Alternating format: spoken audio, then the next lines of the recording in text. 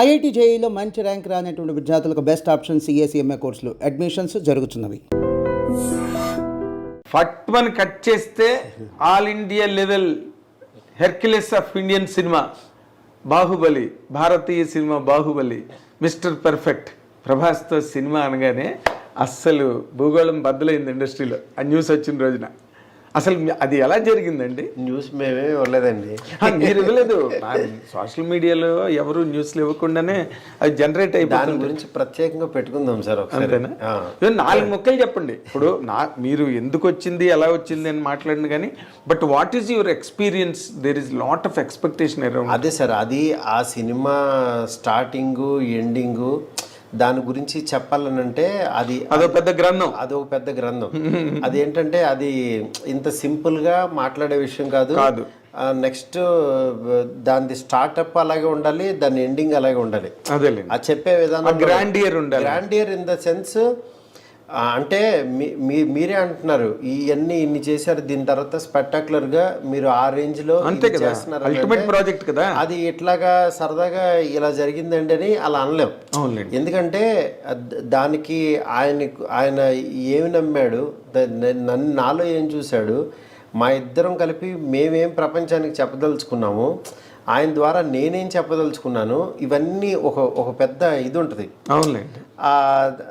దాన్ని యాక్చువల్గా డెఫినెట్గా ఏదైతే ఎక్స్పెక్ట్ చేస్తారో దానికి 1% ఎక్కువ ఇస్తాను తప్పించి 1% కూడా తగ్గించినని మాత్రం ప్రామిస్ చేస్తాను. Very nice. అది వెరీ నైస్.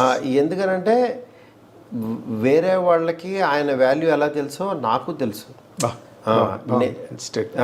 వేరే వాళ్ళకి ఇప్పుడు చాలామంది అనుకుంటారు, ఫ్యాన్స్ కానీ వేరే వాళ్ళు కానీ యాక్చువల్గా మా హీరోతో ఎలా తీస్తాడో, ఇతని దగ్గర నుంచి ఎలా అనుకుంటున్నావు, ఇవన్నీ ఎక్స్పెక్ట్ చేస్తున్నావు, ఇవన్నీ ఎలా అనుకుంటారో, వాళ్ళకంటే 1% ఎక్కువే ఉంటాను నేను.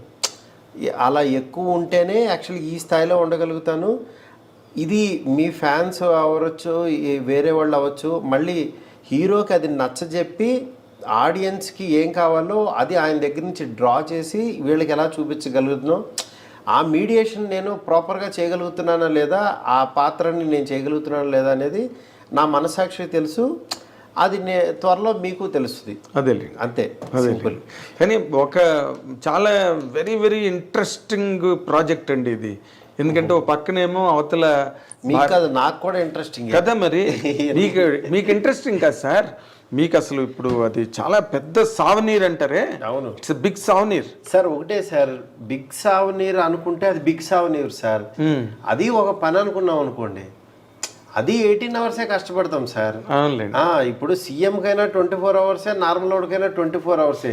అమ్మ సీఎం సీట్లో కూర్చున్నాను, నాకు 4 గంటలు ఎక్స్ట్రా కావాలంటే ఏమి రావండి. కానీ మన వర్క్ని యాక్చువల్గా ఈ సీఎం పదవిని ఎలా ఇది చేస్తున్నాం, ఎలా టైం ఇస్తున్నాము, మెంటల్ పీస్ ఎలా గెయిన్ చేస్తున్నాం, మధ్య మధ్యలో బ్రీతింగ్ స్పేస్ ఎలా పెట్టుకుంటున్నాం, దేనికి ఇంపార్టెన్స్ ఇస్తున్నాం, దేనికి మన మాట అవ్వచ్చు, మన పని అవ్వచ్చు, దానికి వాల్యూ ఎంత ఇస్తున్నాం అనేది ఉంటుంది. వాల్యూ ఆఫ్ ద వర్క్ అంతే. ఇప్పుడు నేను ఆ ప్రాసెస్లో ఆ పొజిషన్లో కూర్చుని ఇప్పుడు దీనికి ఎంత టైం పెట్టాలి, ఇక్కడ ఎంత ఎఫర్ట్ పెట్టాలి, దీనికి ఎంత వాల్యూ ఇవ్వాలి అని చెప్పి అవి చూస్తున్నాను నేను. ఓకే, అంతే. Very nice. అంటే ఒకదానికి మాత్రం మేము ఐ డ్రీమ్ తరఫున మీకు థ్యాంక్స్ చెప్పాల్సిన, నేను నాగేంద్ర కుమార్ జర్నలిస్ట్గా కూడా నేను మీకు థ్యాంక్స్ చెప్పాలి. అదేంటంటే నార్మల్ మైండ్ సెట్స్ ఎట్లా ఉంటాయంటే, ప్రభాస్ రేంజ్ ప్రాజెక్ట్ చేస్తున్నప్పుడు వాళ్ళు అంత తొందరగా అసలు యాక్సెస్ అవ్వరు, మాట్లాడరు, ఏదో అసలు ఇంకా అల్టిమేట్ ప్రపంచాన్ని ఓపెన్ చేస్తున్నట్టుగా. కానీ మీరు అందుకే నేనేమో ఓపెన్ చేయలేదు, దాని గురించి ఏం చెప్పలేదు. బట్ యాక్చువల్గా నేనేంటంటే జనరల్ ఐడియా చెప్పాను మీకు అంతే. అవునండి. నేను దేనికి థ్యాంక్స్ చెప్తానంటే, ఈ టైంలో కూడా మాకు టైం ఇచ్చి థ్యాంక్ యూ చక్కగా మీ ఎక్స్పీరియన్సెస్ అవన్నీ కూడా అంటే నాకు తెలిసి ఈ రోజు వరకు ఇంత విరివిగా, ఇంత వివిడ్గా అవును మీరు ఎక్కడ మాట్లాడలేదు. అవును, మీ ఆలోచనలు, మీ అభిప్రాయాలు ఇంతలా ఆవిష్కారం ఫాలో అప్పే సార్. ఎందుకంటే నేను గబుక్కున ఎవరిని ఇబ్బంది పెట్టను. నాకు మీరు నా మీద చూపించిన ప్రేమ అవచ్చు, అభిమానం అవచ్చు, నా ద్వారా ఏదో చెప్పదలుచుకున్నారు, అందుకనే ఈ టైం ఇలా కుదిరింది. ఎగ్జాక్ట్లీ. అంటే మీ జర్నీ నాకు చాలా ఇంట్రెస్ట్ అండి. ఆ జర్నీ ఉందే ఎక్కడి నుంచో ఒక ఒబ్లివియన్ అంటారు, అంటే ఒక శూన్యం నుంచి వచ్చి అవును ఒక వర్క్లోకి వెళ్ళి ఒక యానిమేటర్గా అక్కడి నుంచి 2 సినిమాలు చేసి మళ్ళీ మెల్లిగా ఇంకో స్టెప్ ఎక్కి ఆ journey, I love that journey అండి. మీరు వాళ్ళు ప్రభాస్ సినిమా చేస్తున్నారని కాదు నాకు అడ్మిరేషన్, అవును, but your journey created all that admiration in me for you. అందుకని నేను ఎప్పుడైనా అసలు I wanted to bring out many things from your heart and you have really fetched me that opportunity to really at this point of time. ఇప్పుడు నన్ను ప్రాపర్గా correct చేసే person ఉండాలి, నాకు ఎప్పుడు ఒక వాల్ ఉండాలి. ఎవరికైనా అవసరం కదా, ఎవరికైనా కావాలి, నాకు ప్రత్యేకంగా కావాలి. ఓకే, ఎందుకంటే నేను ముందే చెప్పాను సూపర్ మార్కెట్ లాంటి నా దగ్గర అన్నీ ఉంటాయని. అక్కడ చెత్త దొరుకుతుంది, కుళ్ళు దొరుకుతుంది, ఇది దొరుకుతుంది. కుళ్ళు కూడా మంచి అని చెప్పి యాక్చువల్గా వాళ్ళు ఇది చాలా బాగుంటుందని నమ్మితే ఓహో ఈ నమ్మాడు కదని చెప్పి ఆ కుళ్ళే బెస్ట్ అనుకుంటా. నా దగ్గర ఆ ప్రమాదం ఉంది. అందుకనే నాకు కొన్ని యావరేజ్లు, కొన్ని సూపర్ హిట్లు, కొన్ని ట్రెండ్ సెటర్లు రావడానికి కారణం అదే. ఓకే, నా దగ్గర అన్ని రకాలు. ఎందుకనంటే ఒక సినిమా వచ్చి భలే తీసాడని అనుకుంటే ఇంకో సినిమా వచ్చి ఏం లేదండి మ్యాటర్ అయిపోయిందని అనుకుంటారు. మళ్ళీ ఇంకో సినిమా అమ్మ ఇది బాగా తీసుకున్నాడు, ఇది భలే కుదిరిందని అనుకుంటారు. అంటే ఒకే నాలుక యాక్చువల్గా రకరకాలుగా మాట్లాడుతుంది. బికాస్ నా మెచ్యూరిటీ లెవెల్, నా ఐడియాలజీ ఇన్ని బట్టే అవతల వాళ్ళు మాట్లాడుతున్నారు. అంటే నేను కూడా అలా ఫ్లెక్సిబుల్ అయిపోతున్నాను. అందుకని వాళ్ళు అలా మాట్లాడటానికి అవకాశం దొరుకుతుంది. ఎగ్జాక్ట్లీ. ఇప్పుడు మీకు ఇండస్ట్రీలో ఏంటంటే ఒక ఫెయిల్యూర్ వస్తే ఒకసారి చూస్తారు, రెండో ఫెయిల్యూర్ వచ్చింది అనుకోండి ఇంక ఈడు అయిపోయాడని ఫిక్స్ అయిపోతారు. కానీ నాకు బ్యాక్ టు బ్యాక్ ఫెయిల్యూర్ హిట్లతో సంబంధం లేకుండా నా కెరీర్ అలా నడుస్తుంది, నాకు స్టార్స్ వస్తున్నారు, ఇంకా ఇంకా గ్రో అవుతున్నాను. ఎందుకనంటే ఇది సుడి కాదు, నా మెంటాలిటీ, నా క్యారెక్టర్. అంటే వీడి దగ్గర ఏదన్నా డ్రా చేయొచ్చు. వీడిని రాంగ్ గైడెన్స్ ఇస్తే రాంగ్ రూట్లో వెళ్తాడు, వీడి రైట్ గైడెన్స్ ఇస్తే రైట్ రూట్లో వెళ్తాడని అవతల వాళ్ళు తెలుసుకున్నారనుకోండి, నాతో చాలా ఈజీ వర్క్. ఇది బాగోలేదు అని చెప్తే నాకు చాలా హ్యాపీగా ఉంటుంది. ఎందుకంటే 10 ఆప్షన్లు ఇస్తా.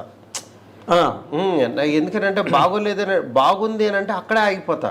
ఇది బాగుంది కదా అని ఇంకా ముందుకెళ్ళి ఆలోచించాం. ఇది బాగాలేదు గురు అని నన్ను చిత్రహింస పెట్టేయాలి. అసలు అసహ్యంగా ఉంది, ఇలా అయితే అవదు, వేస్ట్ ఇలాంటి మాటలు అంటే నేను ఇంకా డబుల్ అయిపోతా. ఏంటి ఇలా అన్నాడు ఏంటని వెతుక్కుంటారు కదా, ఇంకా అది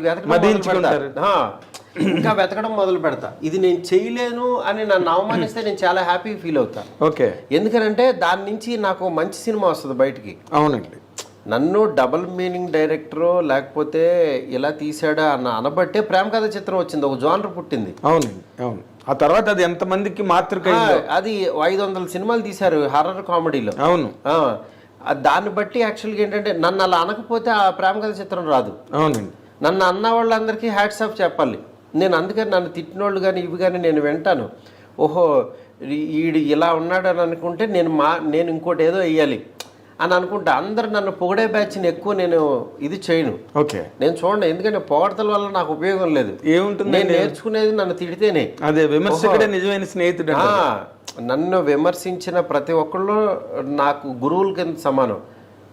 ఎందుకనంటే నా గురువు అన్నవాడే కొట్టి యాక్చువల్గా బోధిస్తాడు, అంతే కదా. అలాగే విమర్శకుడు కూడా, రివ్యూ రైటర్స్ అవ్వచ్చు, వీళ్ళందరూ నా కెరీర్ డిసైడ్ చేసిన గురువులు.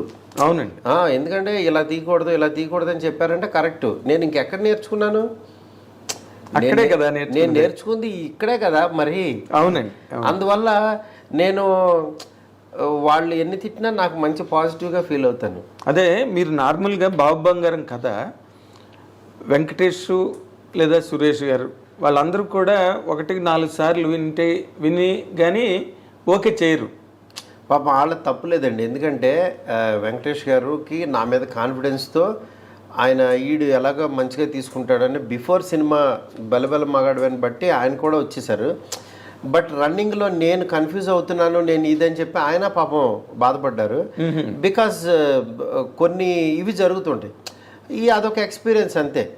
అందుకే ఆయన ఏంటంటే నాతో మళ్ళీ కూడా తర్వాత మాకు సక్సెస్ ఫెయిల్యూర్తో సంబంధం లేకుండా ఈయన కరెక్ట్గా వాడలేదు, వీడు వచ్చినా సరే అనే ఫీల్ కొంచెం ఇదయ్యేవాళ్ళు తర్వాత. ఓకే, అట్లా అయితే నేనేమనుకున్నానంటే ఒక 30 ఏళ్ల ఒక బ్రహ్మాండమైన కెరీరు, వరుస హిట్లతో సినిమా ఇండస్ట్రీలో ఒక మంచి హీరోగా ఎదిగిన హీరో వెంకటేష్ గారు అవును. యాక్చువల్గా.